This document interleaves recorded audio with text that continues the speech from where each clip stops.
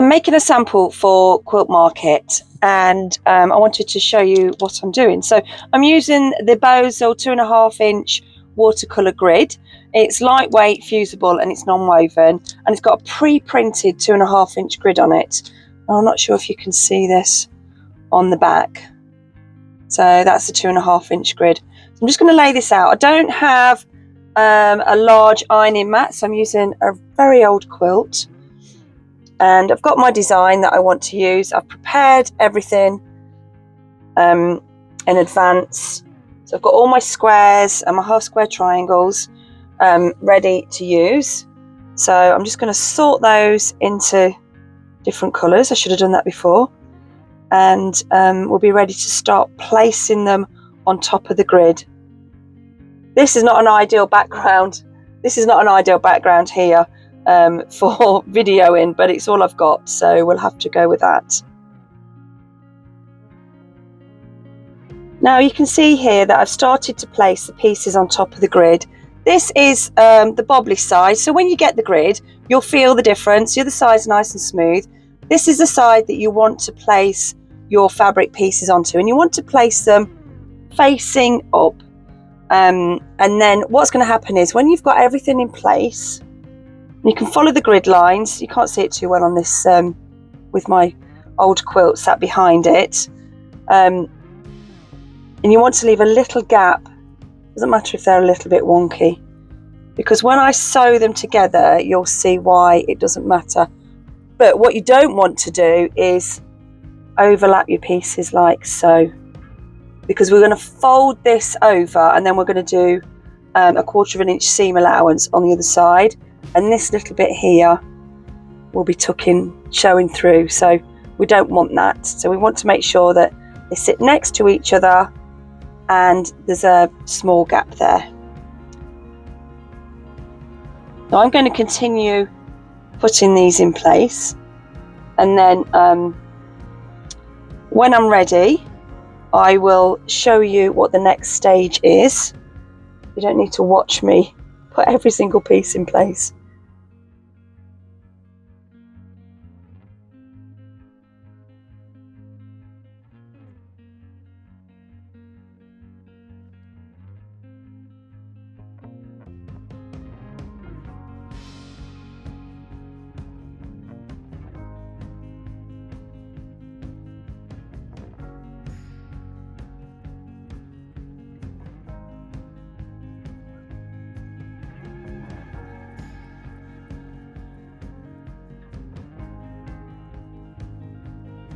So I've got everything in place. I'm relatively happy with where all the pieces are. You might just want to go back and double check. And then I don't have any, I don't have a silicone mat yet, but that's something that I need to get. But what I do have is some good old-fashioned baking paper, and I'm going to place that over the top, just gently. And I'm going to press in place, and then that'll fuse everything onto the watercolour grid. So you've got your iron on the wool setting, and what you want to do is just press it down lightly for a few seconds to fuse everything in place.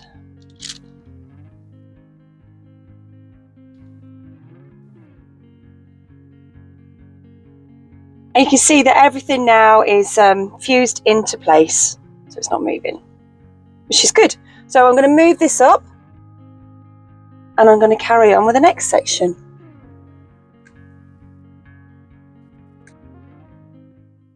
Everything is fused into place now, and I've cut away the excess grid, and now we're going to go over to the sewing machine. First, I'm going to show you what we do. So we get the end sort of column, and we fold that over, and it folds over really easily, so it lays flat. And then we're going to sew 1/4 inch away from this edge here all the way down, and then we are going to, it's slipping about, do exactly the same with the next column. This is quite a big piece really. I wouldn't suggest you start off with something this big. But you see how I've folded this over now?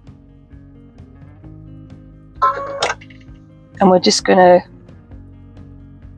sew 1/4 inch away from the fold line all the way down.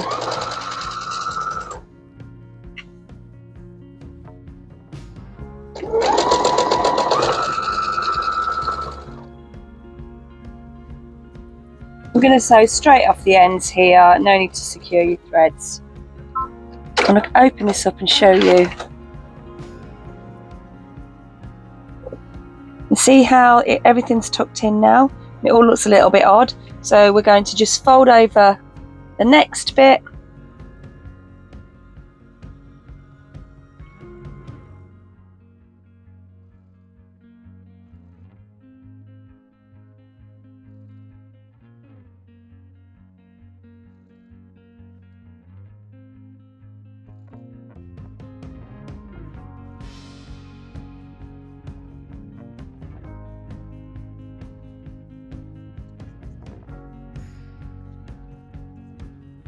I've sewn down all the columns, and what I need to do now, so this looks really odd, doesn't it? And the next stage is to sew across, but before we go straight to the sewing machine and just sew it, I'll show you. Let me show you the back first.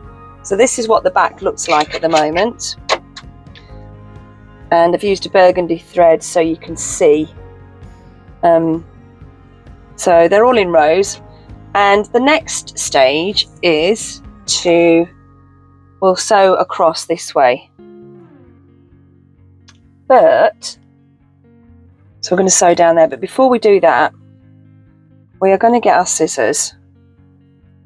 Let's try, this is quite big. And we're going to snip in between each one of those up to the stitch line.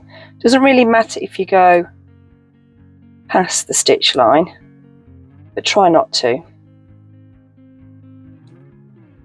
I'm just going to snip where those seams are. I'm going to do that on all of them, because this will then help you nest your seams nicely, and it will reduce some bulk on the back. I'm going to go to the next row and I'm going to do exactly the same.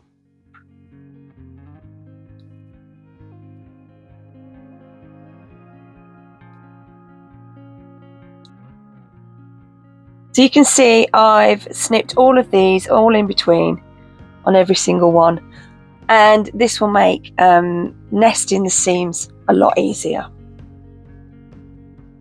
We're going to do exactly the same as before and fold that first one under, so you can see there,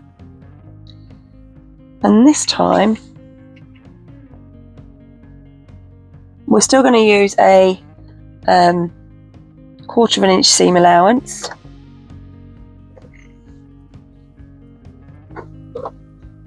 And I'm going to make sure that every single one of these rows on the top is facing this way, facing upwards, and underneath on the bottom they're facing towards me. Can you see that one's facing one way and one's facing the other? And this will just help it to lie flat, as I said earlier on. I'm just going to open this up and show you what it looks like now. And this is the first row done. And all your points are really nice and neat there. And we're going to do that for every single row. And on the next row, we're going to make sure that slipping around, that you'll probably be able to see there that that one was facing up and this one is facing down, so the next row underneath needs to face away from you.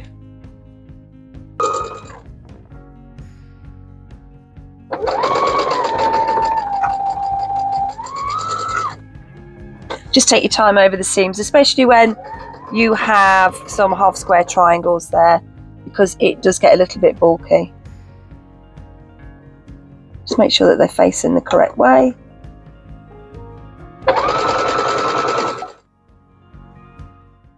Here's the back of the mini quilt top. I think it's going to be a cushion cover. So you can see here how everything sits together. I haven't pressed this.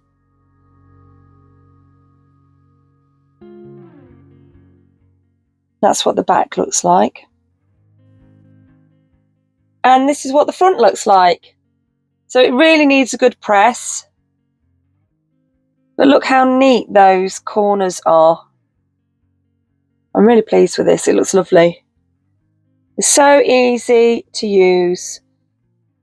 It's a good product, and I've really enjoyed making this.